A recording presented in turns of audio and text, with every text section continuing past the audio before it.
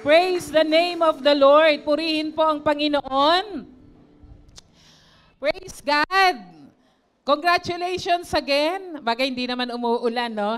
Nung nakaraang linggo kasi maulan. At praise God, isang linggo yatang nagpahinga ang mga estudyante natin. At syempre yung mga nanay na nagluluto at naghahanda, no? Pagpasok ng kanilang mga estudyante. But God is good. Amen po ba? No? Kahit yung iba ay medyo inabot, talagang na-welcome yung mga tubig sa kanilang bahay. No? Pero praise God. Purihin ang Panginoon. Tayo ay iningatan ng Diyos. Pinagkalooban ng kanyang pagpapala. Wala namang nagutom. Di po ba? Tingnan niyo po yung katabi niyo. Sabihin mo, kumusta ka na kapatid? Baka katabi nyo yan sa bahay. Yung iba namang kausapin nyo, yung nasa likod. Kumusta ka na kapatid? Ano po sabi?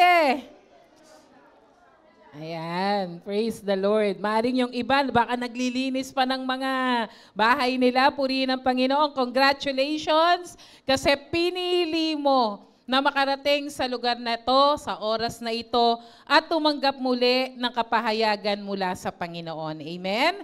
Ang tema po natin, ulit, pakibasa, Christ's presence is the answer. Regaining strength to carry on. At makikita po natin yung ating key verse on Matthew 11:28.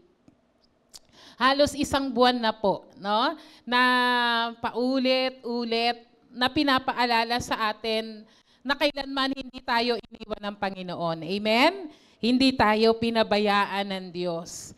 At sa mga pagkakataong yan, no, ang objective ng ating pong talaan ng ating tema ng buwan ng July, it is because we almost hit half of the year, no? Alagang 6 na buwan ng dumaan. At umpisa pa lang, nakikipagbaka na tayo, pero purihin ang Diyos dahil sa 6 na buwan na yan, bagamat tinitingnan natin, kumbaga sa baterya kumusta na? May karga pa ba? May charge pa ba? No? Tatakbo pa ba? At sa mga panahon na baka hindi tayo nakakapag-recharge sa ating Panginoon, pinapaalalahanan po tayo na ang presensya ng Diyos ang sagot upang makabawi ulit, ayan, makabawi ng lakas para magpatuloy. Amen po ba? Kasi 6 na buwan pa, tapos maraming taon pa na hanggang mag-rapture, kailangan po nating manatiling malakas na galing po sa presensya ng ating Panginoon. Ngayon pong umagang ito, ang title po ng ating pag-aaralan, Chasing God's Presence. Pag sinabi pong chasing, no, hinahabol. Halimbawa, sa mga palabas, no, kapag may mga tumatakbo, may mga gustong gumawa sa kanila ng masama, o kaya mga gumawa ng mga masasama, hinahabol sila ng mga authorities, no? Ibig sabihin, talagang they are being chased, no? At tayo po, sa buhay po natin, may iba't iba po tayong hinahabol.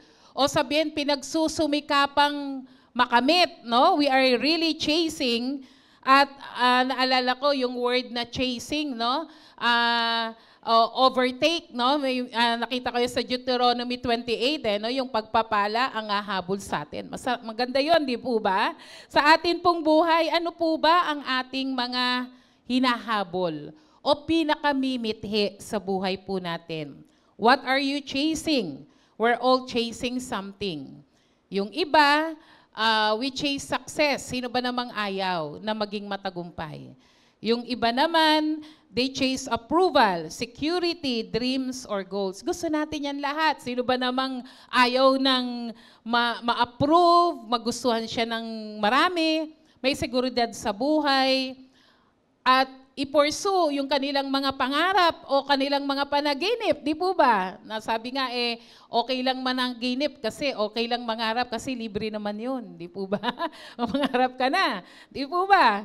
And in a world filled with endless opportunities and distractions, it is easy to get caught in the race for things that promise happiness. No? Ang mundo po natin, marami po siyang ino-offer, di po ba? At napakasarap naman talaga kasi kung wala yung mga bagay na gusto mong habulin o makamit sa buhay, parang wala nang malamya na, di po ba? Halimbawa, ikaw ay mag-aaral, di po ba? Estudyante, you are chasing for your dream na makatapos mag-aral. Nagsimula lahat dahil ang harap nung bata ka, tinatanong ka ng nanay, tatay mo o kung sino man, anong maging gusto mo paglaki mo? Di ba ba? Sabi ng mga bata, gusto ko pong maging doktor. Ayan. Gusto ko po maging teacher. Yan. Kasi pag tinanong, bakit?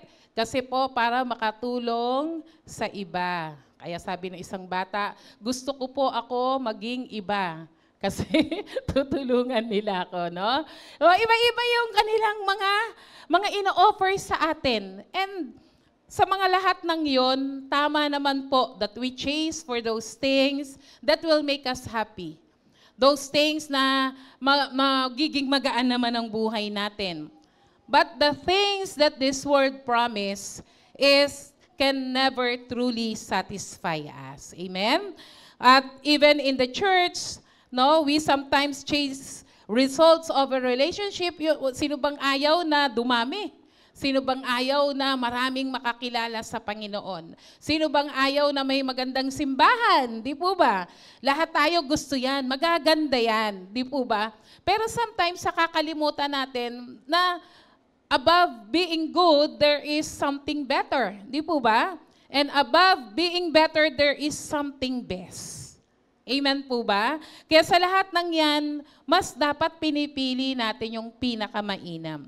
Minsan, ministry over intimacy with God, mas andun yung pag-a-achieve ng goal, tama po yun. Pero minsan, no, sa paglilingkod natin sa Panginoon, mas nakakalimutan natin na mas importante yung pakikipagniig sa Panginoon. Na over ministry, over everything, dapat yung sipag, init natin sa paglilingkod sa Panginoon, nang galing at nag-ugat lang yan dahil sa isang madikit, no? A close intimacy with God. Hindi dahil somebody is expecting from you. Hindi dahil masaya ka pag ginagawa mo yon, di po ba? Pero dahil nagsimula yan doon sa mainit na pakipagniig mo sa Panginoon.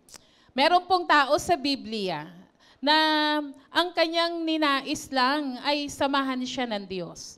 Ang kanyang pinakapangarap ay magawa yung nais ng Lord. And that is Moses. Alam niyo po,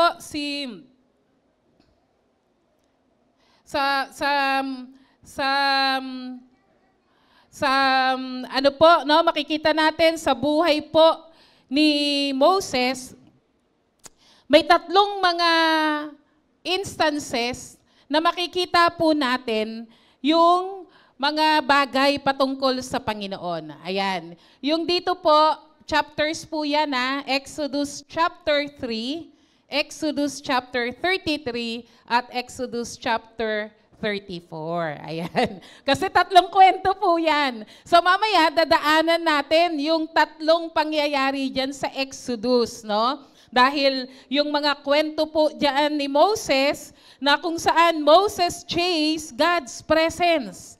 Kung tutuusin sa dinami-dami ng pinakita ng Diyos, pwedeng i-enjoy na lang ni Moses yung power. Di ba? Yung extraordinary na nangyayari. Pero, titingnan natin sa tatlong chapter na yan, makikita natin how Moses chased God's presence, not just for God's power. He wasn't content with just hearing about God. He wanted to walk with God. Kaya sa bawat pangyayari sa ating buhay, naway matutunan po natin ang mga bagay patungkol po sa buhay ni Moses. Number 1, ayan, number 1 na po tayo. When you chase God's presence, no, kasi kapag parang lagi kong tinatanong, kapag may title na binigay ang Lord, laging, alam niyo po ba ang pinakamagandang tanong pag kayo po'y nagme-meditate, o kaya gumagawa ng teaching, ayan. Yung hindi lang po yung what, where, when, and how. Ang pinakamagandang tanong ay yung why. Ayan, why, no? When we speak about chasing God's presence, magandang tanong po natin, ano bang nangyayari kung hahabulin ko o ang pagsusumikapan kong makuha sa buhay na ito ay ang presensya ng Panginoon. When you chase God's presence, number 1, you discover your purpose. You discover your purpose. Sige po, basahin. Simulan na po natin. Simulan po natin sa Exodus chapter 3, verse 1 to 6. Yan.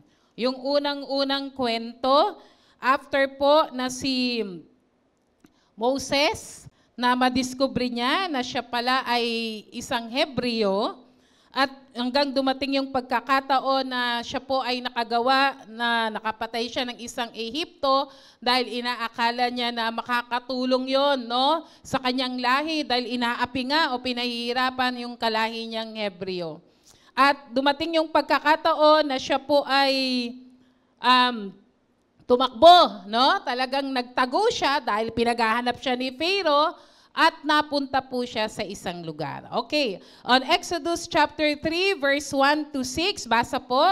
Samantalang habang nagpapastol, basa po tayo, si Moises, ng kawan ng biyenan niyang si Jethro, na pari sa Midian, itinawid niya ang kawan sa gawing kanluran ng disyerto at nakarating siya sa Sinai, ang bundok ng Diyos. Doon ang anghel ni Yahweh ay nagpakita sa kanya na parang apoy na nagmumula sa gitna ng isang mababang punong kahoy.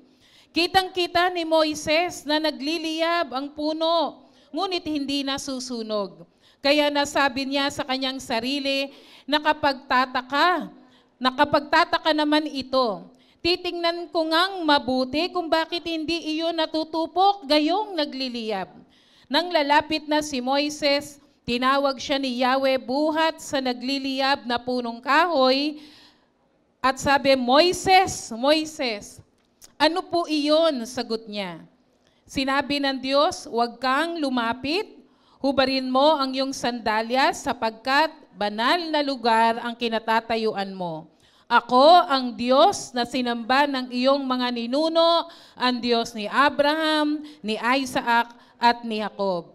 Tinakpan ni Moises ang kanyang mukha sapagkat natatakot siyang tumingin sa Diyos. Ito po'y isang great encounter, no? When we speak about God's presence, ay napakagandang senaryo po, no? Face to face, parang ano lang po, no? Figuratively harapan na encounter ni Moses ang presensya ng Panginoon.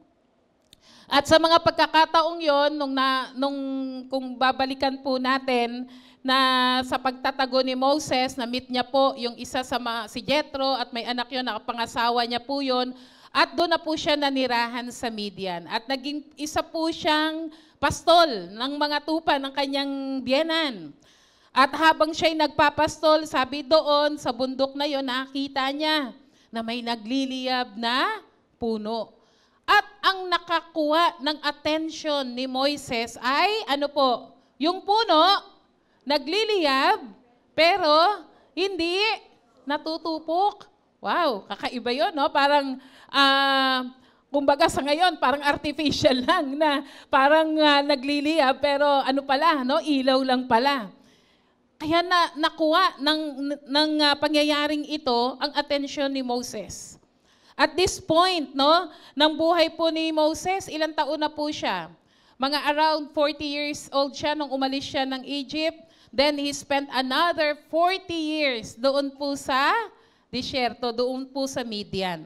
So more or less 80 years old. Pero nung araw po kasi, yung 80 years old, nagsisimula pa lang buhay nila. No?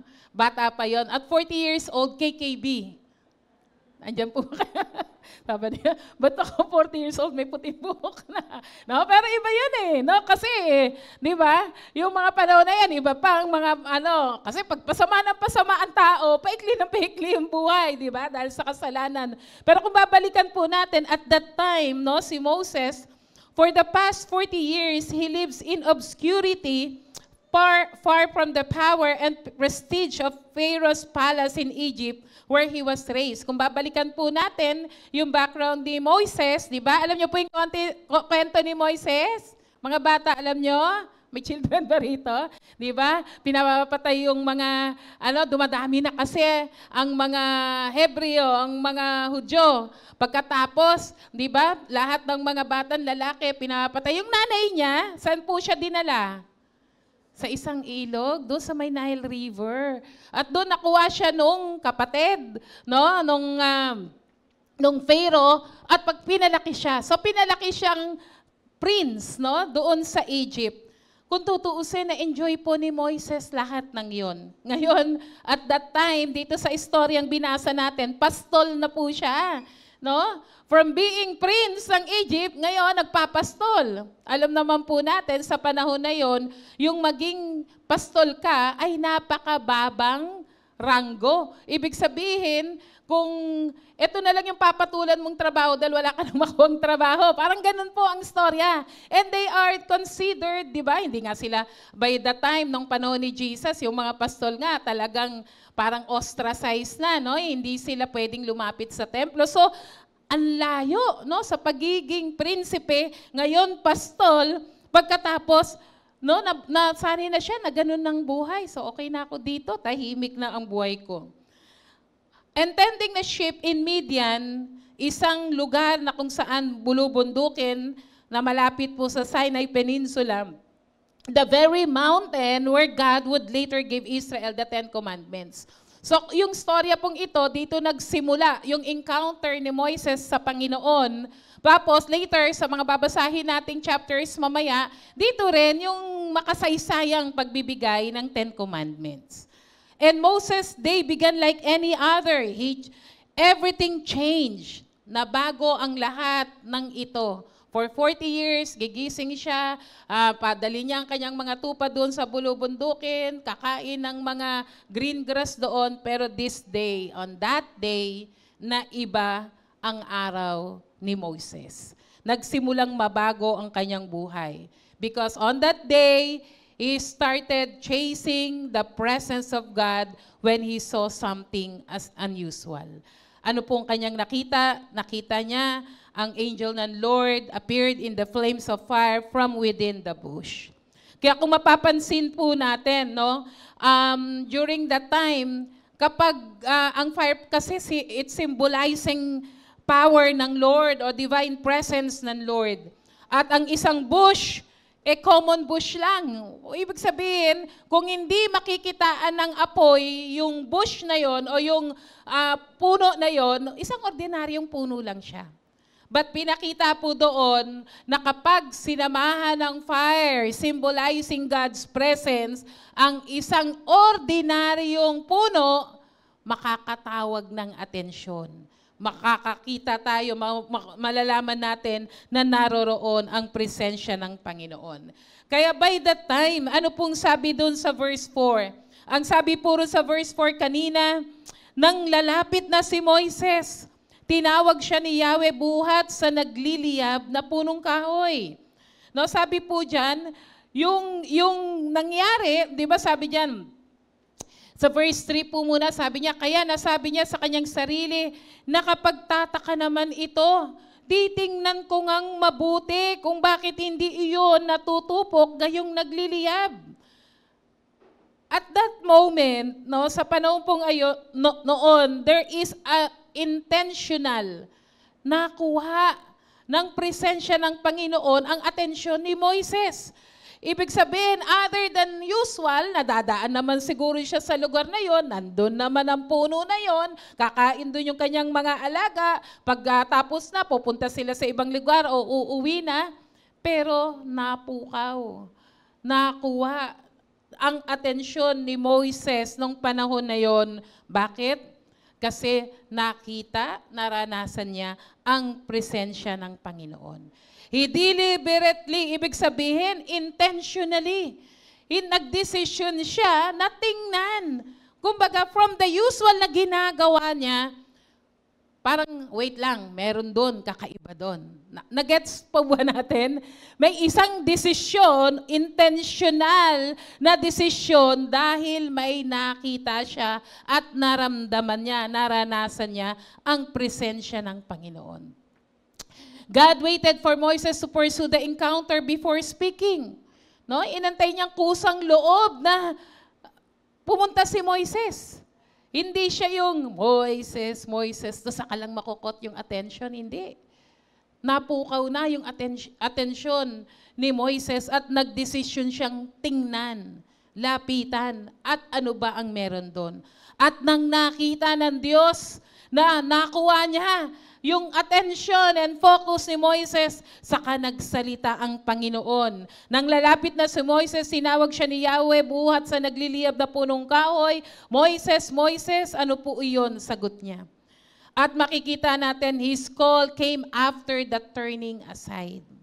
Tayo po, no, marami kasing mga bagay na yung usual nating buhay. Araw-araw, gigising, araw-araw, magtatrabaho, mag-aaral, the usual life.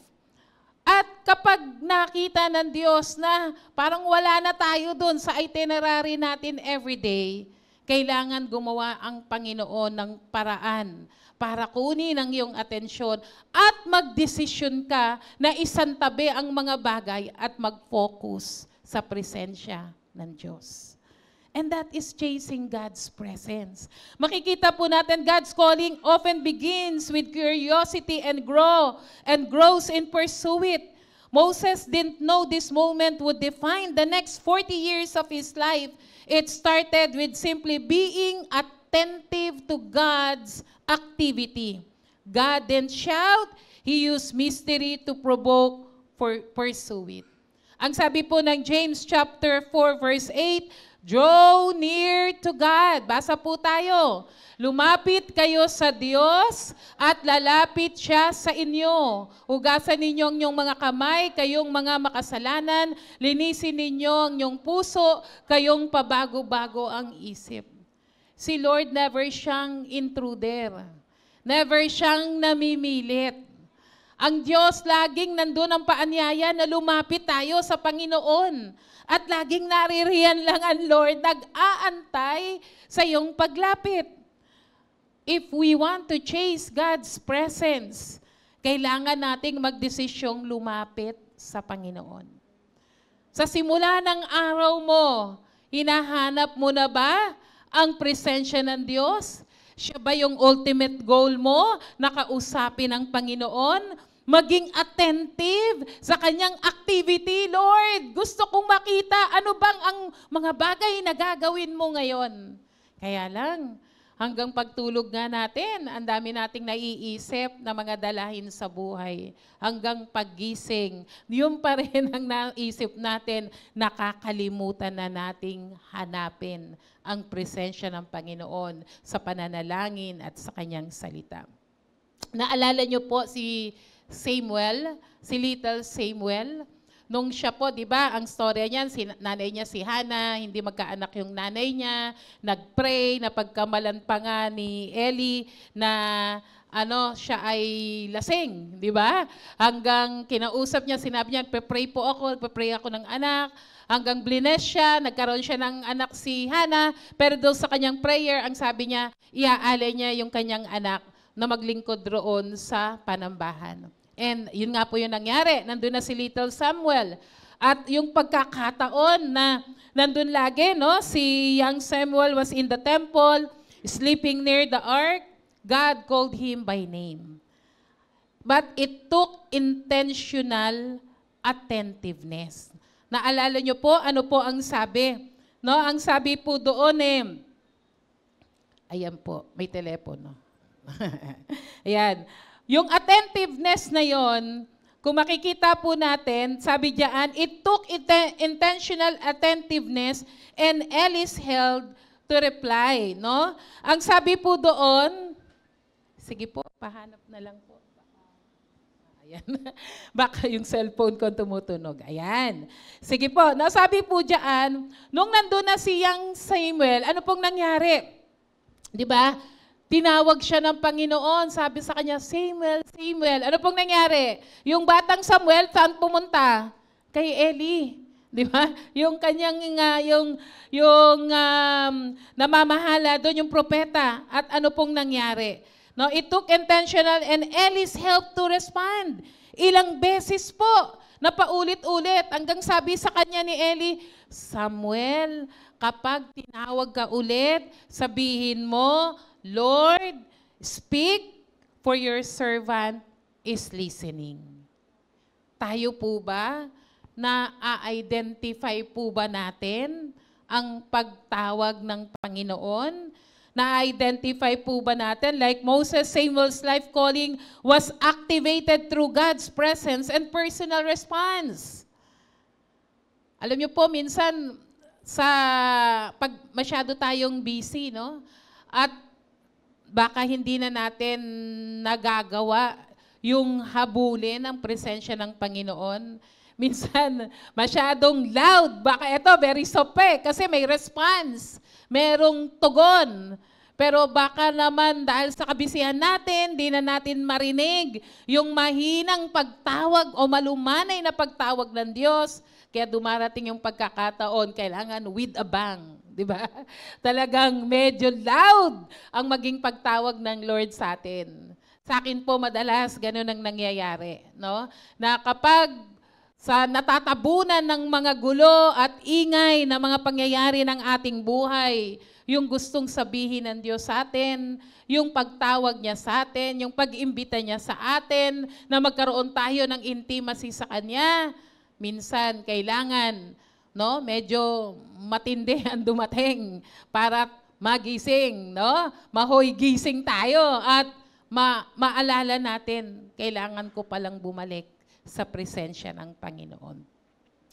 Kaya mga kapatid, no, kung titingnan po natin sa mga pagkakataon na katulad po ni Moises, na-discover niya po yung purpose ng Lord at that time.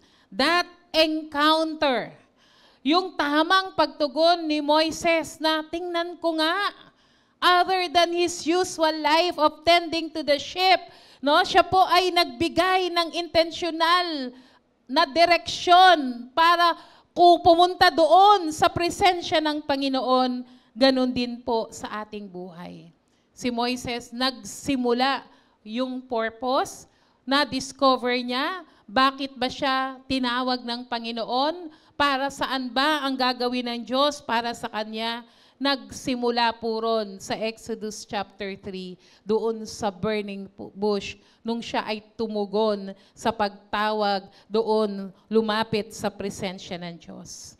Have you ever missed God's voice because you were too busy staying in your path? Si Moises, ang ganda ng respond niya. Kung tutuusin, wala lang yan. Baka may nagsusunog lang doon. Pero hindi.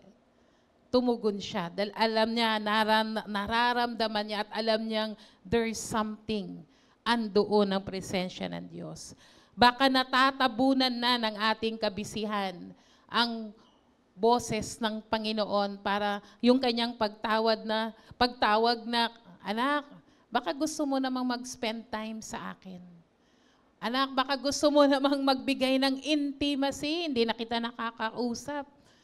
No, parang sa loob ng bahay o may anak kayo, o mahal kayo sa buhay na andyan nga, no? Pero baka alis pasok, di ba? Parang anong gagawin mo? Uy, teka nga muna. Mag-usap nga muna tayo. Di na tayo nakakapagkwentuhan. Na-imagine niyo po ba yung ganon? Ganon din yung pagtawag ng Lord. Baka sa ating napakadaming nagagawa, araw-araw, namimiss na natin yung boses ng Panginoon. Sabi nga no, ng isang preacher, kung ang kaaway ay hindi ka kayang magkasala, ang gagawin niya, gagawin kanyang busy para makalimutan mo ang Panginoon. If the devil cannot make you to sin, he will make you busy. And the same thing, ang kasalanan nagpapalayo sa atin sa Diyos, ang kabisihan natin ay nagpapalayo rin sa atin sa Panginoon. And eventually, pag nawala ang intimacy, ganun din po. magkakasala tayo sa Panginoon. Are you willing to stop what you're doing to chase what God might be doing? Marami nang gusto sabihin sa iyo si Lord eh. Ang dami nang niyang gustong ipakilala, ipaalam, i-reveal na purpose niya. Madalas kasi may mga pagkakataon talaga na namimiss natin yung purpose ng Lord. It is because we ignore Him. Kaya mga kapatid, sabi, slow down and notice. Baka kailangan nating talagang yung quiet time. Kailangan natin talaga yan sa araw-araw. Kasi yung quiet time natin, yung devotional time na ibibigay mo sa Lord bago magsimula ang napakagulo mong araw, that is your moment with God. And that is your action to intentionally redirect your focus. Nagdidesisyon ka na, bago ko kunin ang cellphone ko, bago ako magtimpla ng kape, bago ako gumawa ng mga bagay, Panginoon, Ikaw ang una kong hahanapin. I will chase your presence.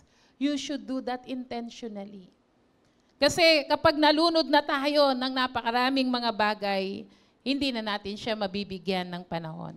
Slow down and notice. Si Moises nga na nakuha ang kanyang atensyon. Kapatid, wag na nating antayin na makuha ang ating atensyon sa mga bagay na hindi natin gusto. Hanapin natin lagi ang presensya ng Panginoon. God often reveals Himself in the unusual and unexpected.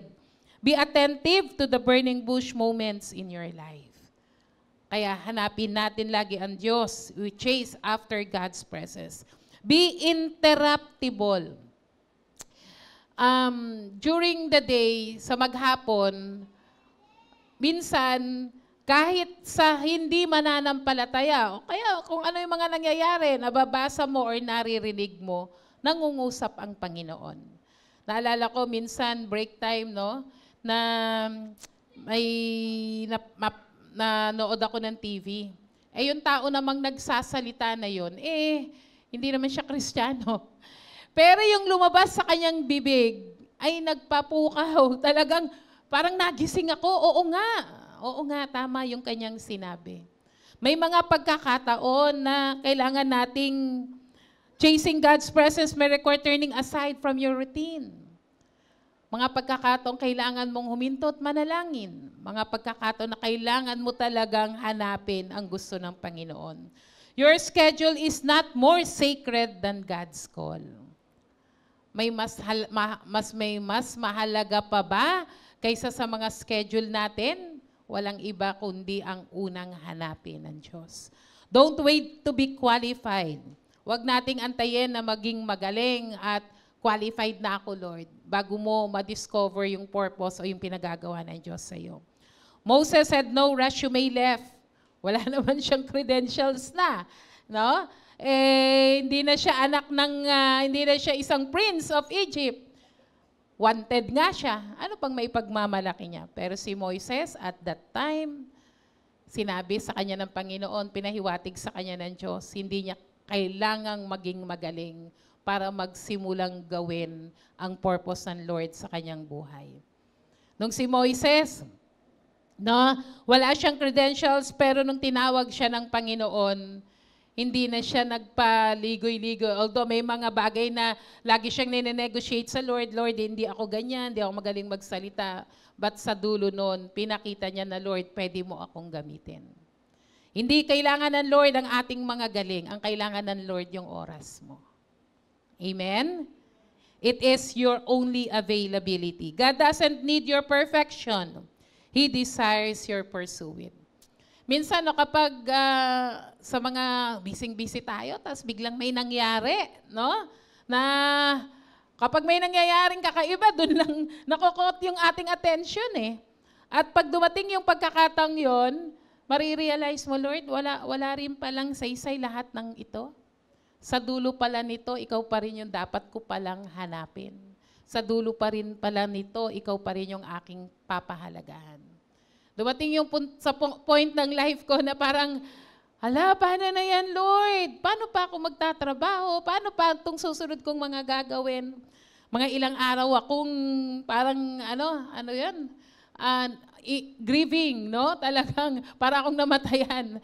And at the end of the day, sa dulo ng mahabang kalungkutan na yon, na-realize ko pa rin yung dulo ng sinasabi ko, wala man ang lahat ng ito, basta nasa akin ka, Panginoon, napakayaman kong tao, lahat-lahat, kumpleto ako. Amen? Palakpakan po natin si Lord. Hindi gusto ng Panginoon na maghirap tayo o masaktan tayo, pero dapat bumalik tayo dun sa basic eh. Ano ba ang totoong hinahanap o hinahabol mo? Walang iba kundi ang Panginoon. Psalm 25 verse 14, basa po tayo, the Lord confides in those who fear Him. Kung may verse po dyan. Jeremiah 29 verse 13, you will seek me and find me when you seek me with all your heart. Hindi naman po pala nawawala si Lord. Kailangan mo lang hanapin. Katulad ng sinabi kanina, pag lumapit ka, andyan si Lord. Hindi siya umaalis. Di po ba? Nandyan lang si Lord. Proverbs 3 verse 6, in all your ways acknowledge Him and He shall direct your path. Amen po ba? Sa lahat ng ating ginagawa, kilalanin natin sa Panginoon, isangguni natin sa Diyos, at ide-direct niya ang ating landasin. Isaiah 55 verse 6, seek the Lord while He may be found. Hanggat buhay tayo, hanapin natin ang Diyos. Dahil kapag baka mapunta tayo sa lugar na hindi ka na makakatawag sa Panginoon, kapatid, hanapin natin ang Diyos. Matatagpuan natin siya. Before Moses ever performed a miracle or spoke to Pharaoh, he chased the presence of God. His purpose was birthed not in strategy meeting, but in a sacred encounter. Kung kayo po'y naglilingkod sa Diyos, ano ba yung precious moment na sinabi mo talaga sa Lord, Lord, andito po ako. Lord, gamitin mo po ako. Di po ba't nagsimula yan sa isang encounter nyo kay Lord? Di po ba? Nagsimula yan sa isang pakikipag-usap nyo sa Panginoon. Naalala nyo po ba yun? No, na yung moment yung yan nagsabi, Lord, maglilingkod ako sa iyo, Panginoon. Lord, lahat, no, parang si Peter, yung kwento niya, di po ba, nung mga nakaraang linggo, iniwan niya ang kanyang kabuhayan, iniwan niya ang kanyang net. Bakit? Kasi naranasan niya ang presensya ng Panginoon. Kapatid, huwag po tayong matakot. Kasi minsan, ang iniisip kasi natin, magsaserve ako kay Lord. Paano na yan? Nag-aaral ako. Paano na yan? Nagtatrabaho ako. Ibig bang sabihin, titigil na ako magtrabaho? Ibig bang sabihin, titigil na akong mag-aral? Hindi po. Kung saan ka itinanim ng Panginoon, gagamitin ka niya para sa Kanya, para sa kalooban niya at sa mga bagay na nais niyang gawin sa buhay mo. Amen po ba? Palakpakan nga po natin ang Panginoon. Naalala ko po nung araw, na born again po ako at the age of 18 years old. At sa panahon na yun, ang nasa isip ko lang, maghiganti. Maghiganti. No, kasi galing sa isang pangyayari na inapi ng mga nung araw, no, yung mga palabas ng araw. Yun, yung mga tipong inaapi ng mga stepmother, mga ganon. Yun lang ang nasa isip ko. Pero nung time na na-encounter ko si Lord, I started chasing His presence. Hindi na ako lulubay, Lord. At yung pagkakataong yon, hindi na po ako nagdalawang isip, Lord. Kasi wala naman akong nakitang ibang pupuntahan. Wala naman akong nakitang ibang magbibigay ng lahat na nakumpleto ako kundi si Jesus. But by that time on, sabi ko, Lord, gamitin mo yung buhay ko. Second year college po ako. Hindi ko na inintindi, pero nakita ko kung paanong inayos ng Lord na paano ako nakapag-aral, paano ako nakagraduate, paano ako nakapagtrabaho. Wala naman lahat. Wala kaming magulang, walang mag-provide in everything. Pero kapag ikaw pala, hinahabol mong presensya ng Diyos, at nagdesisyon kang mangyari, ma-discover mo yung purpose ng Lord sa buhay mo, kapatid, walang papangit sa buhay mo. Amen po ba? Walang pumapangit lang po kapag lumalayo tayo kay Lord. Buti na lang, ginigising tayo muli ng Panginoon para bumalik sa Kanya. Kapatid, wag nating sayangin yung panahon na yon. Dahil sa presensya ng Diyos, madidiscover po natin ang Kanyang purpose. Number 2, you gain His guidance. Talon na po tayo sa Exodus chapter 33. Ayan. Ito naman po yung kwento na sila po ay nasa wilderness. Ayan. Sila po ay naglalakbay na doon. At ito po yung pagkakataon. Sige po, basa po tayo. Exodus 33 verse 12 to 17. Sinabi ni Moises kay Yahweh, inuutos ninyo sa aking pangunahan ko ang bayang ito papunta sa lupang ipinangako ninyo. Ngunit hindi nyo sinabi kung sino ang makatutulong ko. Sinabi pa ninyong nalulugod po kayo sa akin at kilalang kilala ninyo ako. Kung ito'y totoo, ipinapakiusap kong sabihin ninyo sa akin ang inyong mga balak gawin. Upang patuloy kayong malulugod sa akin. Alalahanin din ninyo na ang bayang Israel ay inyo. Verse 14, sasamahan ko kayo at bibigyan ko kayo ng kapayapaan, sagot ni Yahweh. Sinabi ni Moises, kung hindi ninyo kami sasamahan, wag na po ninyo kaming paalisin dito. Sapagkat kung hindi kayo sasama sa amin, paano malalaman ng lahat na kami ay inyong kinalulugdan? Kung sasama kayo sa amin, maliwanag na kami naiiba sa lahat ng mga bansa. Verse 17, sige, gagawin ko ang hiling mo sapagkat ako'y nalulugod sa inyo at kilalang kilala kita, sabi ni Yahweh. Ito pong kwentong ito ay na kung saan si Moises po, no, sa Exodus 33, Israel is in crisis. After God's mighty deliverance from Egypt, they had violated His covenant by worshiping in golden calf. Ang storya po, no, in Exodus 32, ay, di ba, umakyat na po si Moises, no? Pumunta na po si Moises para kunin po yung kautusan ng Panginoon. At habang nandoon si Moises, ay natagalan yung mga tao. Sabi ng mga tao, tagal-tagal naman. Ano na bang nangyari dyan kay Moises? Mukhang di na yata babalik. So si Aaron na nandoon, sabi niya, gawan mo nga kami ng Diyos. So ang ginawa, kumuha sila ng mga hikaw nila na galing dun sa mga Egyptians. Nung umalis sila, pinagsama-sama nila yon, tinunaw, and eventually naging isang guyang ginto. At nagsaya yung mga tao. No, nagsaya yung mga tao at habang nandoon si Moises ay sinasabi ng Lord, oh, may nagpa-party na doon sa baba. May nagpa-party na doon. Sabi niya, di bumaba doon sabi niya, gumawa sila ng Diyos-Diyosan. Bumaba na si Moises, dala-dala niya na yung sinulat ng Lord mismo na utos doon sa bato na yon.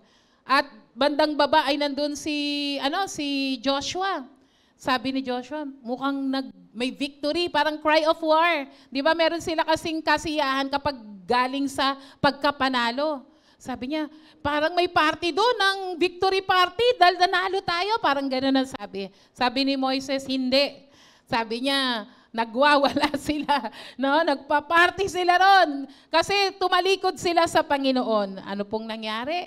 Pagbaba doon ni Moises, nakita niya, nagsasayawan yung mga tao, nagiinuman, nagkaroon ng party, iniikutan nila yung guyang ginto, at sa galit ni Moises, ibinato, no, yung pinagsulatan ng 10 Commandments. At galit na galit si Moises. At actually, doon pa lang sa taas, galit na ang Diyos. Nag-negotiate lang po si Moises na, Lord, wait lang, check ko lang. Kasi sabi ng Lord, magpapabagsak na, tutupukin niya na lahat ng tao doon. Ang binabasa ko po to, ang galing na negotiate ni Moises. Lagi siyang nagne-negotiate sa Lord. Napapahinuhod niya lagi ang Panginoon. Nagre-relent yung anger ng Lord kapag nakikiusap si Moises.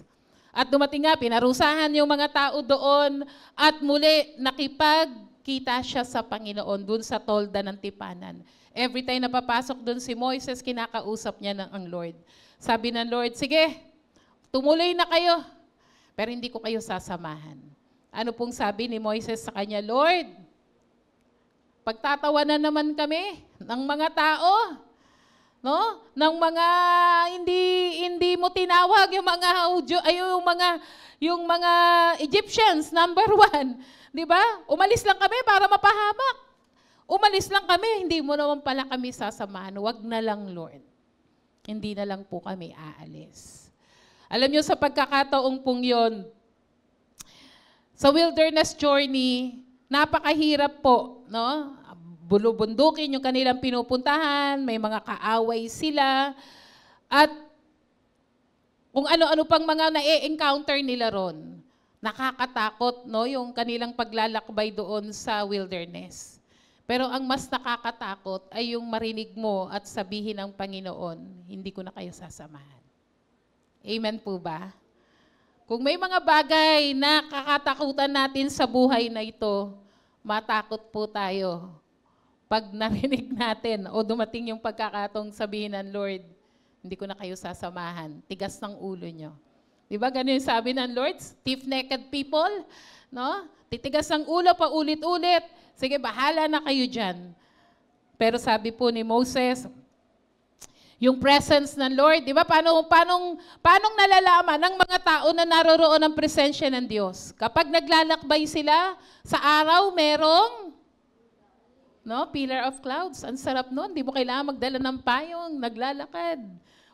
Remote control yung clouds. Pag kumaliwa ka siguro, nandun yung clouds. Pag kumana nga, baka nandun yung clouds. Pag gabi, ano pong meron? Kitang-kita kung ano presensya, saan ang presensya ng Lord? Andun yung pillar of fire. Andun naman yung apoy. Ang sarap po, di ba?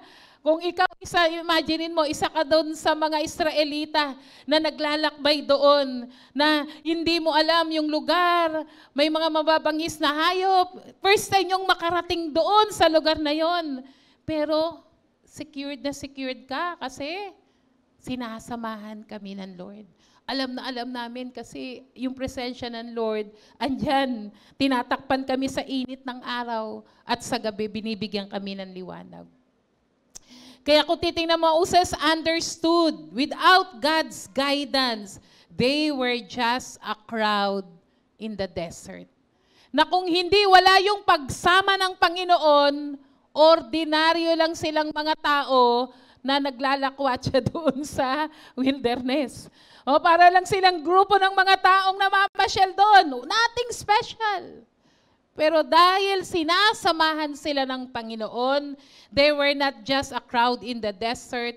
Ang tawag sa kanila ay ang mga taong may tipan, nakipagtipan ang Diyos sa kanila. Amen? Amen po ba? Kaya yung presence ng Lord, alam ni Moses, maliligaw sila ron kung hindi sila sasamahan ng Panginoon. Hindi nila alam kung paano makarating doon sa pupuntahan na sinasabi ng Lord. Hindi nila alam kung mabubuhay pa sila dahil maraming mababangis na hayop. Andyan po ba kayo? Moses know that when he chased God's presence, ang pinakamimitiin niya ay ang presensya ng Diyos, alam niya hindi siya mamamali ng kanyang landasin. Alam niya lagi siyang ligtas. Kanina, yung sa ating praise and worship, ano po yung sinasabi ni Brother Randy? Pag nandun ang presensya ng Diyos, alam mong may kagalingan. Amen po? Alam mong may himala. Amen po? Kasi hindi kayang i-withstand ng mga bagay na pangit o mga bagay ng mga sakit at karamdaman o anumang kakulangan ang presensya ng Panginoon. Kaya tayong buuhin ng Diyos. We can get His guidance. Kaya nga Moses wasn't asking for a vague spiritual feeling. He wanted God's personal nearness and leadership. Walang pakialam si Moises. Lord, bahala ka na. Sabi mo, punta kami doon sa flowing with milk and honey. Paano kami makakarating? Kumbaga, in effect, para siya sabi na, baliwala na yun, Lord. Yung sarap na yun ng maraming pagkain. Yung lugar na yun na sasabihin amin, baliwala na yun, Lord, kung hindi mo naman kami sasamahan. Andyan po ba kayo? Minsan marami po tayong hinahabol, katulad po ng introduction kanina. Marami tayong, we are chasing for everything.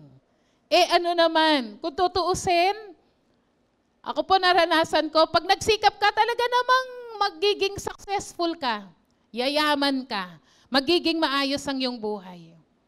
Ano naman, marating mo man yung pinaka sa buhay, kung hindi ka naman sinasamahan ng Panginoon, ikaw pa rin ang pinakamahirap na tao. Amen po ba? Dahil kailanman hindi kayang magbuo, magpuno ng anumang bagay ng mundong ito sa buhay po natin. May kulang pa rin. You will ask for more. Amen po ba? Just a little dollar more. Kapag kumita, more. Kaya dumadating yung pagkakataon na, Lord, no? Okay na to, Lord, kasi nagagamit, inaagaw yung oras ko. No? Okay na, Lord, to, kumakain naman ako. Andiyan po ba kayo? Hello po? Hindi po sinasabing huwag tayong mangarap o gumawa ng mga magagandang bagay, magpakayaman o anuman marating natin sa buhay. Gawin natin yon para kay Lord, but never hindi mo ipagpapalit sa Panginoon. Si Moses, most people seek God's help when they already decided to go.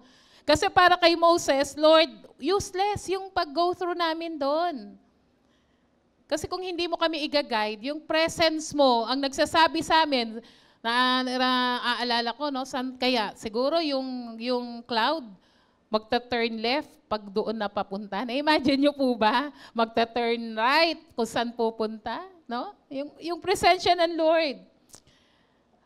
Kaya para kay Moses, ay hindi ako magdidesisyon, Panginoon, kung wala ang presensya mo.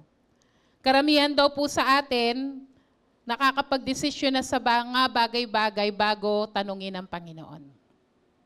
Ang sarap naman po kasing mangarap, di po ba? Andiyan po ba kayo? Ang sarap talaga, no? Gusto kong mangyari ito, gustong mangyari sa mga anak ko, magkaroon kami ng ganito. Ang sarap naman po talaga. Hindi naman po bawal yon. Pero yung nakapag-desisyon ka na bago mo tanungin ang Panginoon, ay parang, di ba si Moises, di ba Lord, di na kami makarating doon. Wag lang na hindi mo kami samahan. Most people seek God's help for where they already decided to go. Moses sought God's presence first and was willing to cancel the entire journey if God said no. Para kay Moises, I cancel na, Lord. Andiyan po ba kayo? No? Di ba, na Lord, di mo naman kami sasamahan kahit hindi ko na ituloy ang lakad na yan. Amen po ba? Mas importante kay Moises, nasamahan mo kami, Lord, saan mo man kami dalhin. Basta sasamahan mo kami. Pero kung may gusto kaming puntahan, pero hindi mo naman kami sasamahan, di bali na lang, Lord.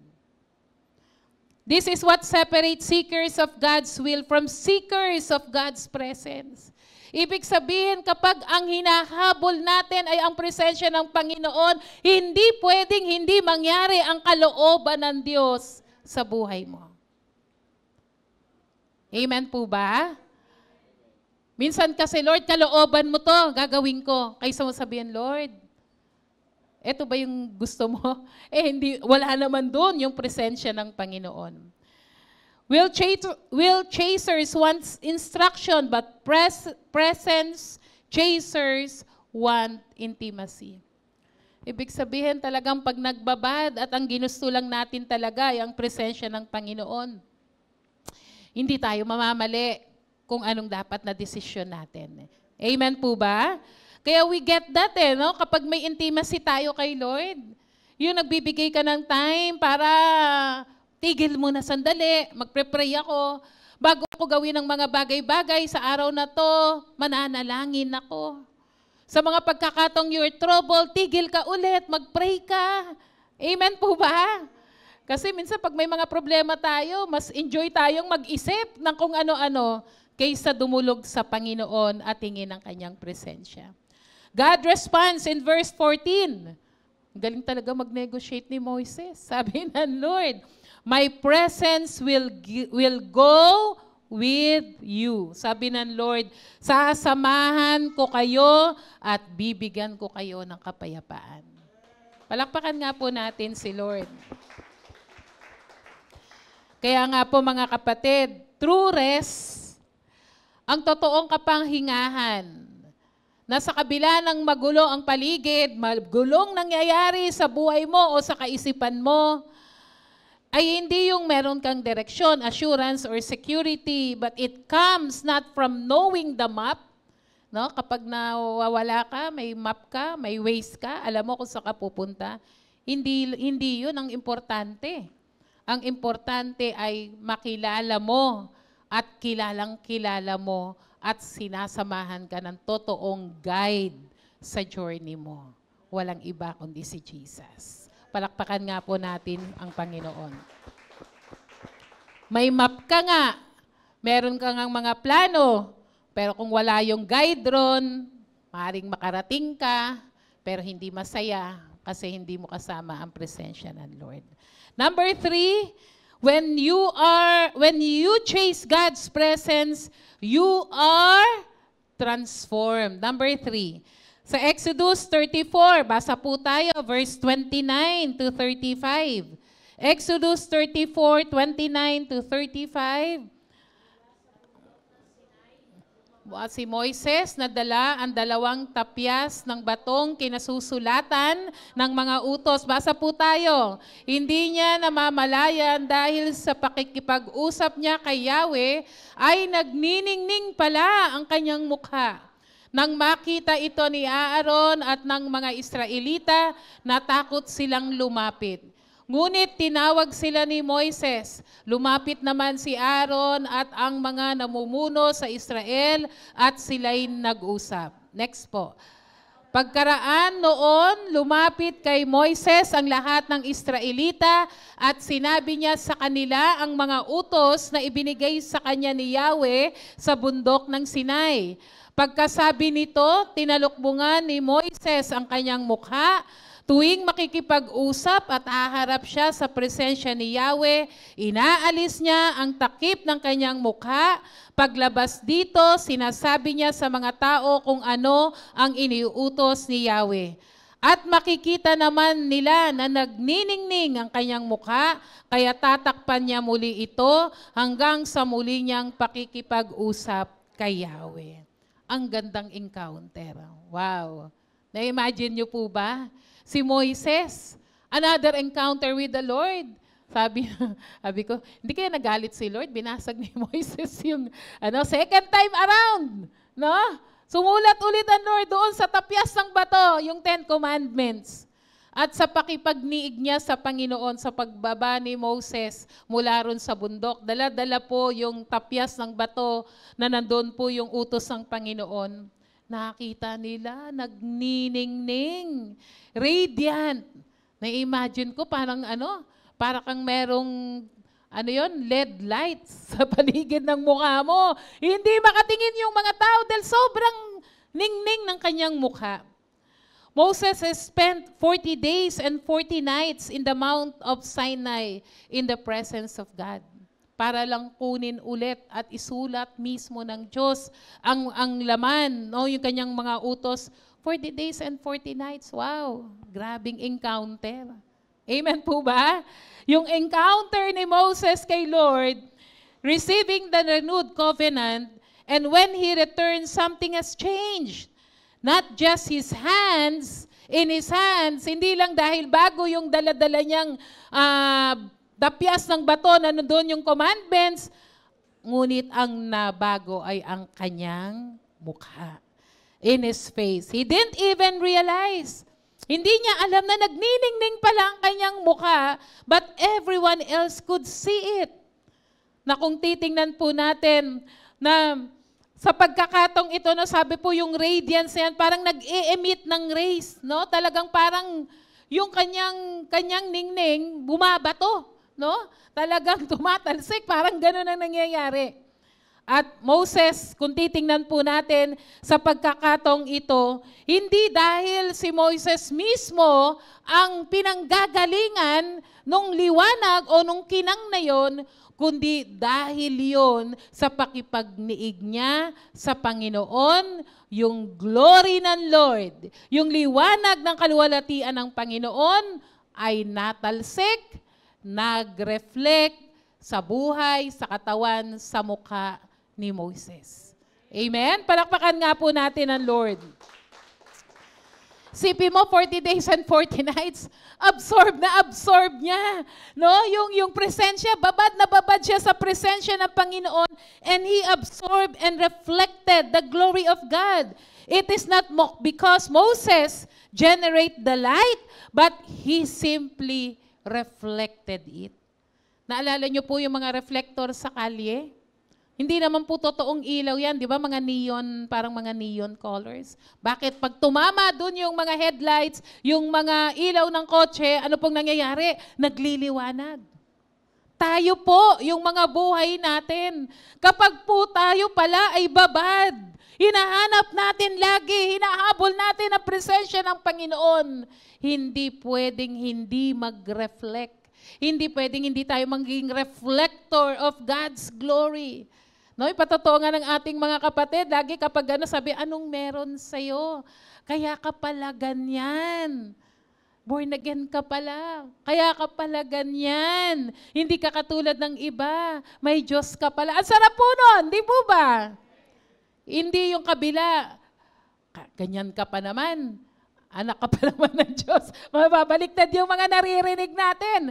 Pero kapag ikaw ay nagbababad sa presensya ng Panginoon, kapatid, ang kapangyarihan at kaluwalhatian ng Diyos ay magre-reflect sa ating buhay. Moses didn't leave Sinai with just loss. He left change. Kaya hindi talaga pwedeng in His presence. Hindi pwedeng galing ka sa presensya ng Diyos, you are the same person. Amen po ba? Pag nagka-quiet time tayo, hindi pwedeng hindi tayo mabago kung naramdaman mo, taranasan ang presensya ng Lord. Amen po ba? Nagturo, nagbasa ka ng Bible, nag-meditate ka. Kung totoong nagbabad ka sa presensya ng Panginoon, yung tinuturo, yung name-meditate mo, yung sinabi ng Lord sa'yo habang nasa presensya ka ng Panginoon, hindi ka na yung dating taong ikaw. Araw-araw, every time you spend the time in the presence of the Lord, binabago ka ng Panginoon. Amen? Kaya nga yung ating, yung kung kayo po, kung ginagamit nyo po yung ating devotional guide, no, yung AHA doon, di ba? May awareness, honesty, and application. Kapag tayo nagka-quiet time, we are being honest with God. Kapag sinabi dong, huwag mong hayaang magalit ka, Lord, magagalitin ba ako? Lord, nagagalit ba ako? Lord, baguhin mo ko. Hindi yung kapitbahay mo, uy, ang sasabihin mo, magagalitin yon. Hindi yung asawa mo o yung anak mo or anyone else. Let us, God, in His presence, baguhin ka ng Panginoon. Amen? Palakpakan po natin si Lord. Praise God. Kaya mga kapatid, kapag tayo ay nagbababad sa presensya ng Panginoon, hayaan nating baguhin niya tayo. Am I spending time in God's presence long enough to be changed? Kumusta ka na, kapatid? Baka kaya hindi tayo nababago kasi hindi ka nagbibigay ng panahong magbabad sa presensya ng Panginoon. Do people see Jesus reflected in how I live, speak, and love? Nakikita ba sa pamumuhay natin, sa pagsasalita? Yung katulad ni Moses, nagra-radiates.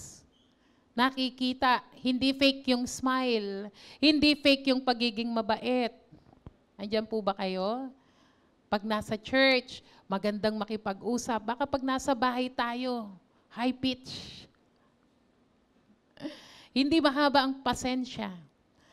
Pag nandito, okay lang yan kapatid.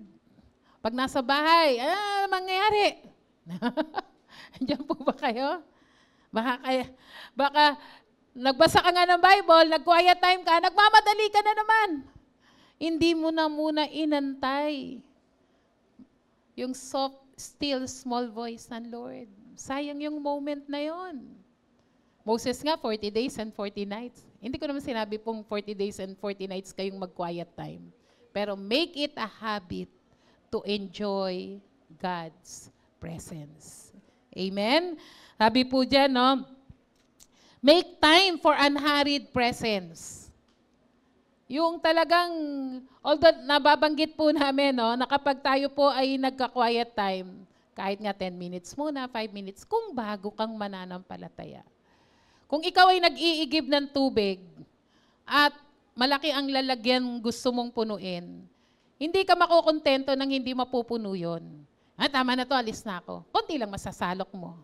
Andiyan po ba kayo? Kaya yung mga 15 minutes, hindi ka na ubra. Pero I believe, no, kapag totoong yung 15 minutes mo, nasa presensya ka ng Panginoon, sa susunod, hindi ka na makukontento sa 15 minutes. Amen? Mag-a-adjust ka na. Maaga ka na matutulog. Maaga ka nagigising para hindi ka nagmamadali at ma-enjoy yung presensya ng Panginoon. Palakpakan nga po natin si Lord. Transformation requires lingering. Talagang kailangan babad-babad talaga. Don't just talk to God. Be still before Him. Lord, hindi na pwedeng, Lord, nagbasa na ako. Lord, napilapan ko na yung awareness, honesty, application. No, yung aha natin. Lord, kung may sasabihin ka, bilisan mo na. Kasi late na ako. Wala na masasakyan. Baka gano'n, no? Adjust ka na sa susunod. Lord, sorry, bukas, gigising na ako. Tigilan ko ng kaka-scroll ng FB ko or ng kung ano-anong nilalaro ko. Andiyan po ba kayo? Mag-a-adjust ako ng oras, Lord, kasi iba pala yung nasa presensya ng Panginoon. Palakpakan nga po natin si Lord. Let His word and glory shape your inner life. Moses, 40 days and 40 nights, hindi niya napansin yung talsik ng glory ng Lord sa kanya, pagbaba niya. Sipin mo, tinatalokbungan niya yung kanyang mukha para yung mga tao ay hindi masilaw. Kaya diba, kapag nagre-reflect yung buhay, yung glory ng Lord sa buhay natin, sa pananalita, maraming mga tao nagagalit. No? Kasi ayaw nilang umalis sa masama nilang buhay, sa makasalanan nilang buhay. But let's extend mercy on them. Amen? Moses' glow wasn't cosmetic, but it came from the communion. Real change happens in secret place. Reflect the light. Don't try to create it. Hindi po natin pwedeng pekein na, oh, praise God. No? Kaya hindi po one-time event yung presence ng Lord eh. Di ba? Hindi yung pwedeng may one-time event, high na high tayo, pagtasan wala na. Kasi hindi mo hinahabol ang presensya ng Panginoon. Kung nagkaroon ng EGR, nagkaroon ng Holy Spirit baptism, nagkaroon ng anointing, nagkaroon ng mga sa iba't ibang mga lugar at gawain natin, praise God. Dahil in-steer ng Lord, pinuno ka. Pero paano kung hindi mo sinasalukan? Mauubos yan. Amen po? Kaya nga sabi, be filled with the Spirit. Ibig sabihin is a present, perfect tense. Paulit-ulit. The thing that you keep doing. Kaya hindi pwedeng galing ka sa isang event, sumunod na mga araw, eventually, mawawala. Let us reflect the light. Moses didn't shine by effort. He simply absorbed and reflected what he saw. Our job is not to be impressive, but to stay close. Hindi naman natin pwedeng paglakuan ng Panginoon. Hindi natin pwedeng, Lord, grabe, narinig mo naman yung talagang nung praise and worship, talagang takbong-takbo ko. Pero hindi naman pwedeng pekein yon. Pag nasa presensya ka ng Lord, baka hindi mo na nga alam anong ginagawa mo. matuwa lang ang Diyos sa buhay mo. Amen? Amen? In our conclusion, what are you chasing? Moses could have chased a lot of things. He had power, he had dramatic backstory, he had miracles, alam natin yan, no? Yung nandun siya kay Pharaoh. He had nation looking to him as leader. But Moses knew something deeper. All of that meant nothing if God wasn't with him. Maaring kay Moses, okay na Lord. Basta samahan mo ko. Basta yung presensya mo, laging nandyan. Mananatili ako sa presensya mo dahil araw-araw madidiscover ko ang purpose mo sa buhay ko. Araw-araw gagabayan mo ako pag nandyan ang presensya mo at araw-araw binabago mo ako pag ako ay nasa presensya mo. Kapatid, yun din ba ang gusto mong gawin ng Diyos sa'yo? Ito'y isang paanyaya. Kaya ang turo is not just for this Sunday. It's for us to do and obey. Walang mababago sa Diyos kapag tayo ay hindi nagbigay ng panahon sa kanyang presensya. Pero sa atin, pag hindi natin hinabol ang presensya ng Panginoon palagian sa ating buhay, kapatid, ikaw, malaki ang mawawala sa iyo. Amen? And let us chase God's presence. Habulin natin ang presensya ng Lord. Gustuhin natin na samahan niya tayo. May we all stand up, please?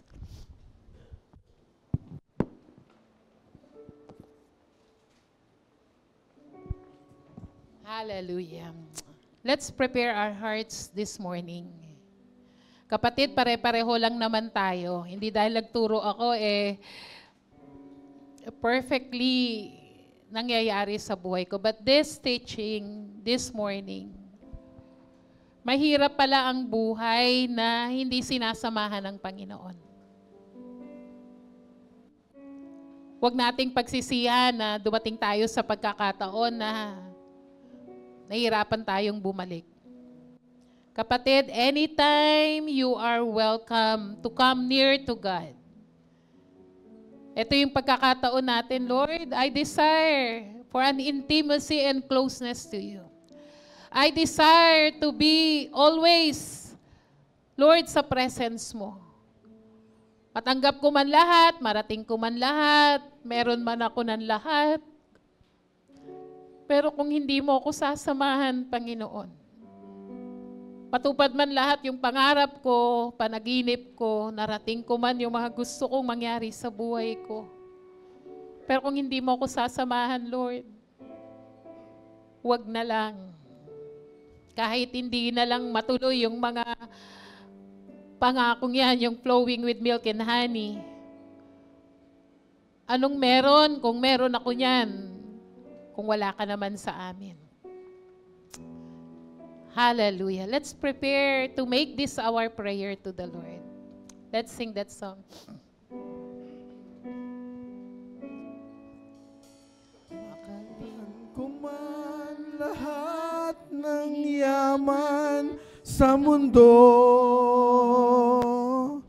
matupad ko man pangarap at mithin ang puso ko, kung ako'y malalamig sa'yo at maglalayo ng gusto, ay bigo pa rin. Hallelujah.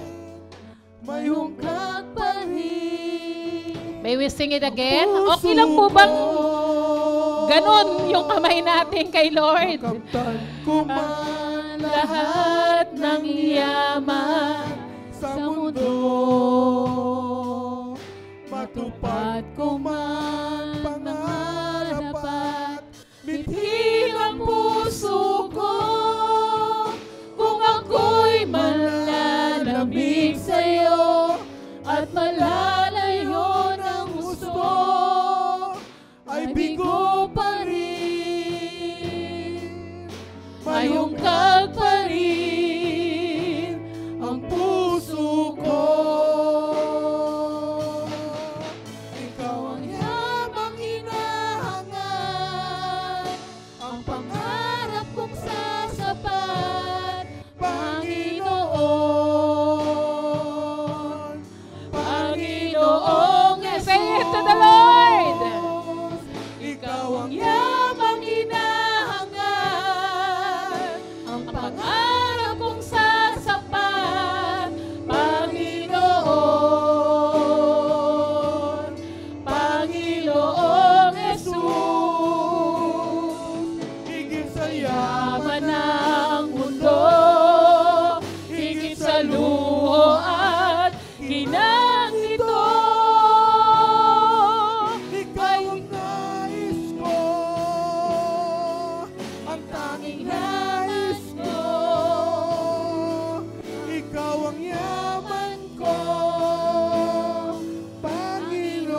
Simulan po natin from the top. Makamtan ko man lahat ng yaman sa mundo, matupad ko man pangarap at bitin ang puso ko. Kung ako'y malalamig sa'yo at malalayo ng gusto, ay bigo pa rin, ayungkag pa rin. Everybody now, say it to the Lord. Ikaw ang yamang hinahangan, ang pangarap kong sasapat, Panginoon, Panginoong Jesus, ikaw ang yamang hinahangan, ang pangarap kong sasapat, Panginoon, Panginoong Jesus, higit sa yaman ng mundo, higit sa buhay at hinanti ko, ikaw ang nais ko, ang tanging nais ko, ang tanging yaman ko, Panginoon. May we sing it again from the top?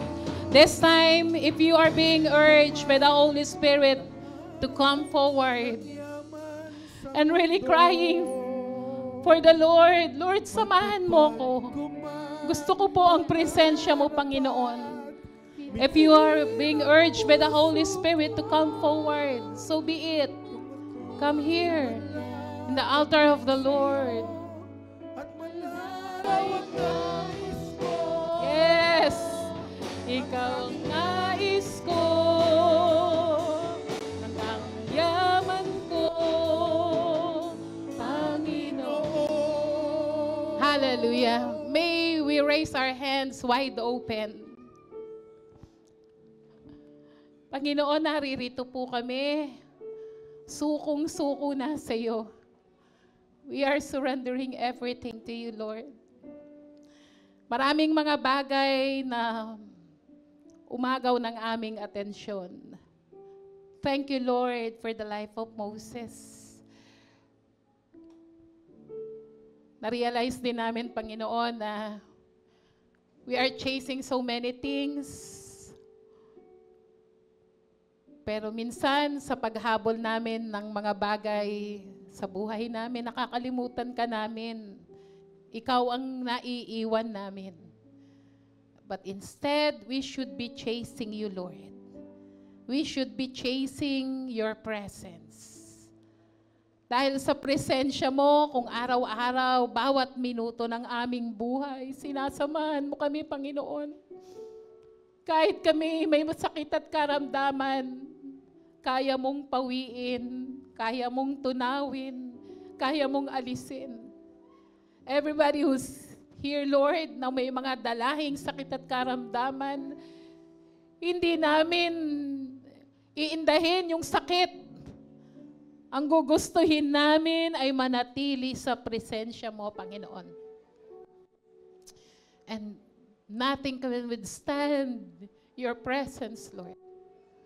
Yung may mga dalahin sa buhay, may mga problema, may mga kaisipan, may anxiety, naguguluhan sa buhay. Sa presensya mo, dinideklara ko ang iyong kapayapaan.